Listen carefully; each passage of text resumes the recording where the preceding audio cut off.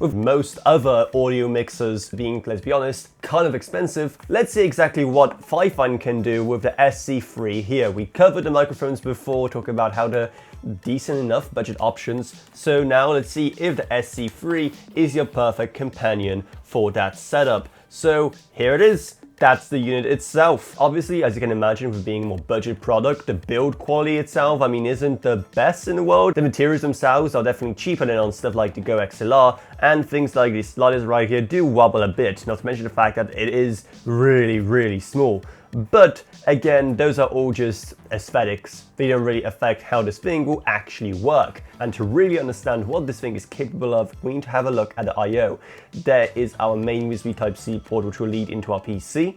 Then we have 4 audio jacks, which will be controlled by sliders right here. That includes a line out, a headphone jack, a line in, and then also our 2 mic options, being either a regular 3.5mm jack for something like a headset mic, and also this right here, which will be a combo XLR/1/4" with even this little switch right here, which lets you choose if you're using a condenser or dynamic mic. So obviously, to really test it out, we are going to need an XLR mic. So you may recognize this right here. This is the AM8, which we covered from them before. It is a pretty decent little budget XLR mic, which will be perfect for our little experiment with this thing.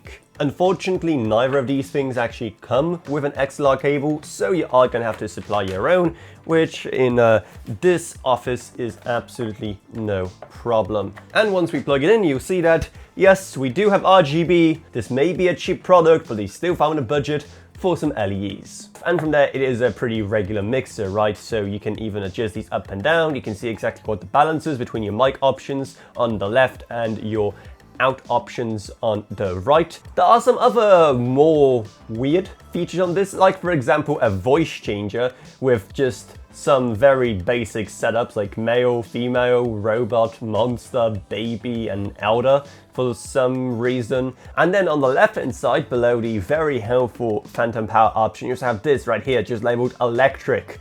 And then you see all of these note indicators above and below it. It is extremely vague and just says electric though. Like you have no idea what the button means by just glancing at it if you never used it before. Then in terms of the software, well, there actually isn't any, which is either a good thing or a bad thing depending on how you look at it. Instead, things like the customizable buttons, you set up by just long pressing them, as is explained in the instruction manual, so I'd recommend giving it a read. This is what it sounds like at 50% volume with the AM8 mic on the SC3 mixer.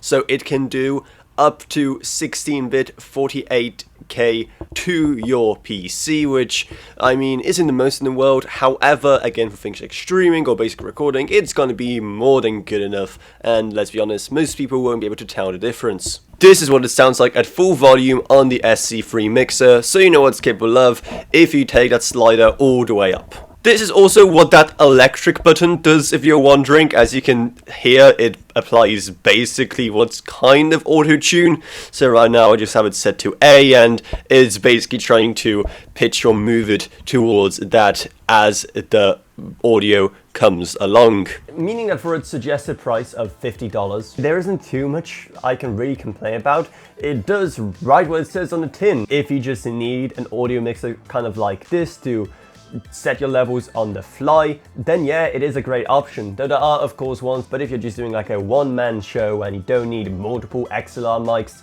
this is a very, very capable little system right here for just a very acceptable price. However, some of the more gimmicky features, like for example some of the voice changes stuff that, let's be honest, no one will really ever use, do give this thing a bit of an identity crisis between being more professional and casual, as well as probably inflating the price even further, and potentially without them the product could have been even cheaper. So if you want to get this yourself, then our Amazon links to it will be down in the video description below. We're also going to find a Patreon, because even a single $1 a month truly goes a long way. Plus huge thanks to you, Gavin Burns, Justin Rage, Ella Vronyak, Badr Shvoka, Badr Karison, Nola Pseudonym, Meg Sumner, and Shane Allcroft. But anyway, that's what it's. I hope you enjoyed this video. If you did, then remember to subscribe, like, whatever, and I'll see you all in whatever I make next. Goodbye everyone.